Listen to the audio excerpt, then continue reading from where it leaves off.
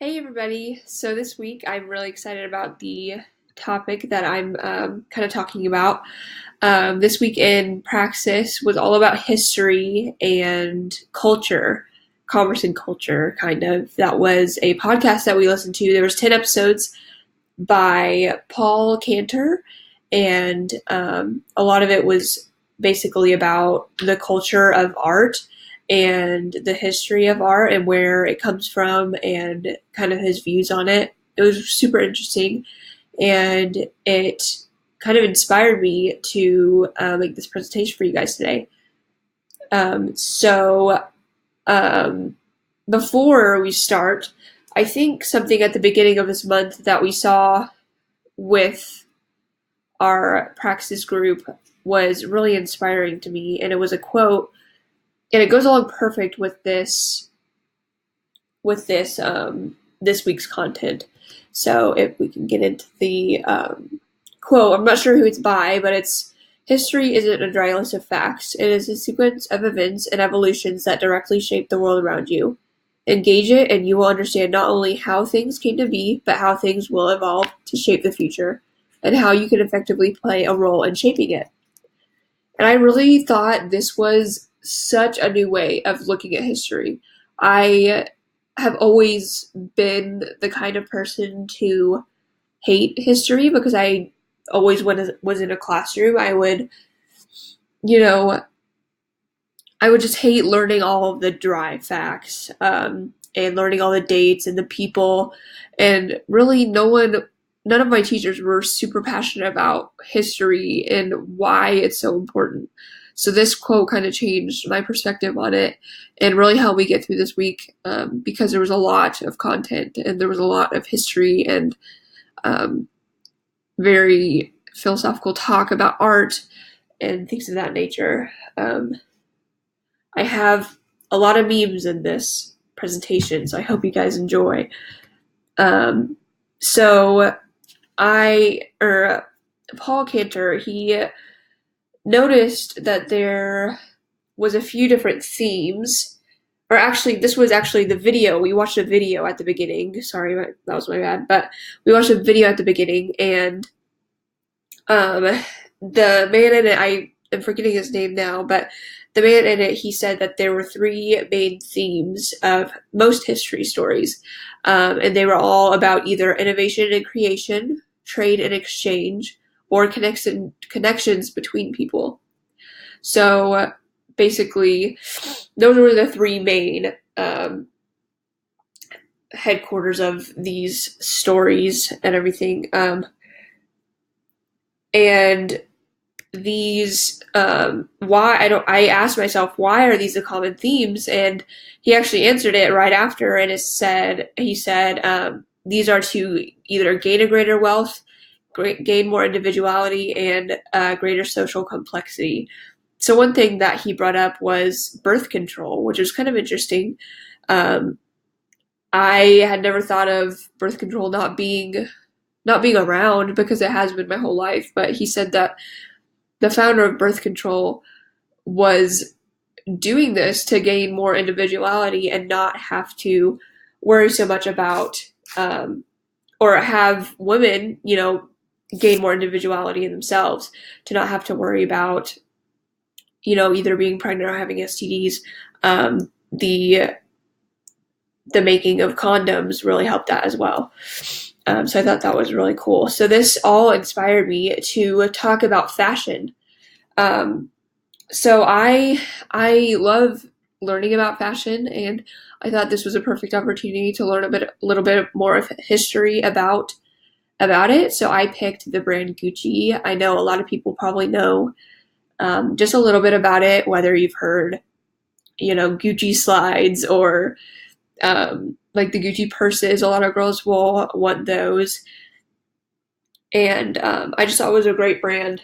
It's a luxury brand for those of you who don't know, and I just think it's a really good one to dive into. So I did a little bit of research on it, and the background, it kind of um, made me humbled a little bit, because this was a true rags to riches story. The founder, Guccio Gucci, which I love that name, he really came from nothing. So he was born with a father who was a leather shoemaker, and he did not have much. His father just grinded every single day.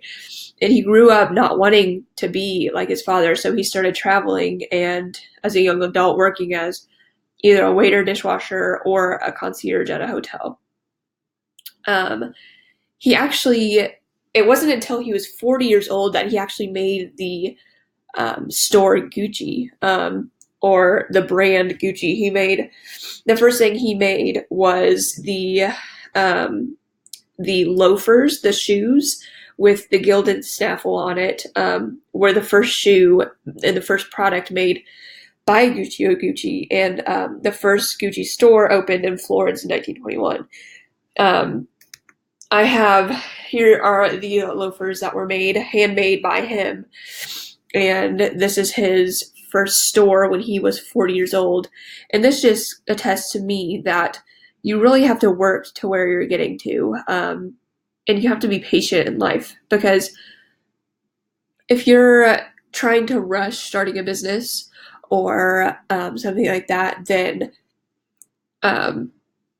maybe it's not the time for you. And if you're 40 and you're wanting to start a business, he got inspiration from everywhere that he traveled. He had been gaining all this inspiration for so long, and then he finally just did it, and it was a huge success. So I really admire that about him. And in some of the podcast episodes, this was Cantor's points. He brought up patronage versus marketplace. So patronage is basically when someone will pay you for a certain thing, kind of support you, or what is it called? Just support you in your art. And fashion really is an art, especially Gucci fashion. If you've ever seen Fashion Week, they have crazy artistic outfits and shoes and purses and everything. It's amazing. And I was thinking about patronage versus marketplace with fashion, and fashion really needs a marketplace.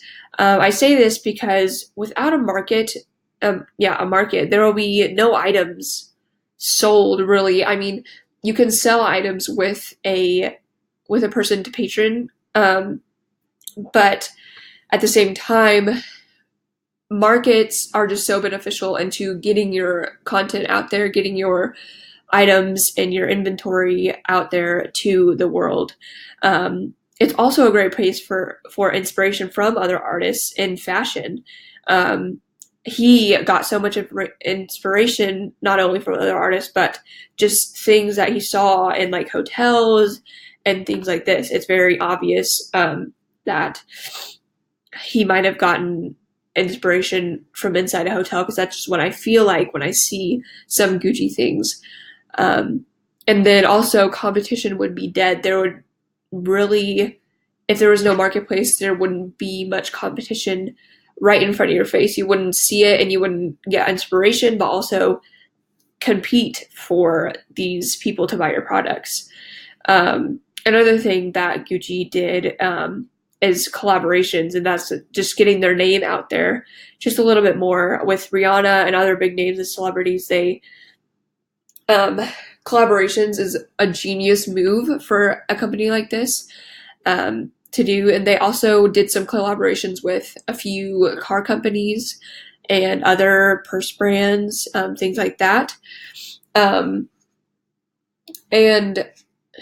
with marketplace comes forgery. So a lot of people, this is what Cantor brought up as well, forgery is a huge deal within art and the marketplace.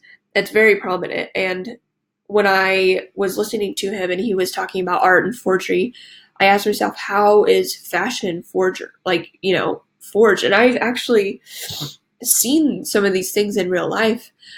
People will try to sell fake Gucci slides or shirts or purses for the same price as real ones, and knock people off because they look almost exactly the same, like these slides up here, they almost look exactly the same, just the flowers are just a little bit different.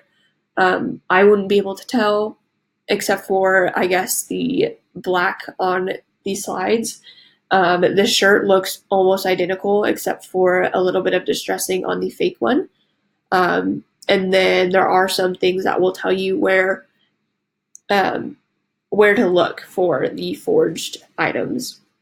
So I think that was a huge thing. With the marketplace comes forgery, and people will steal your ideas and will try to sell fake items for the same price. So something that was also brought up was that when you are looking at a brand like Gucci, you think that they've just been great their whole life, or the whole time that they've been a thing. But apparently when World War II was happening, they were hit hard. They were low on money, and this is actually when one of the most popular Gucci bags was made. They needed to use cheaper resources like bamboo and other resources like that to keep making the same quality of things, but just try and find creative new ways to do it. And I think this is really beneficial for them because it forced them to really think outside the box and see what they could do. And it came out with one of their most popular Gucci bags, the bamboo handle, and sometimes there would be bamboo on the latch right there. So this is now the most wanted, but one of the cheapest to make. It's still, I think, a $3,000 bag, but I bet the first ones were pretty cheap because it was so harsh on them at the time. So now, what is happening today? So it is still being used in the form of art, as well as being carefully crafted for the everyday person. So the media is blowing up with Gucci.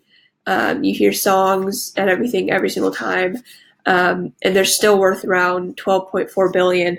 Now, I just scratched the surface of the history of Gucci, and I just really was inspired to dive a little bit into some history myself with everything that we learned about this week in the marketplace. So I really just scratched the surface with this. I didn't go too far in depth, but I definitely think that if you really think about the luxury brands and things like that, you can get a grasp on how hard people actually work and how history, you like knowing the history about the places you're shopping at really can benefit you and make you appreciate the items more. So that is it for this week. Thank you guys so much for tuning in to my video, and I will see you guys next time. Thank you very much.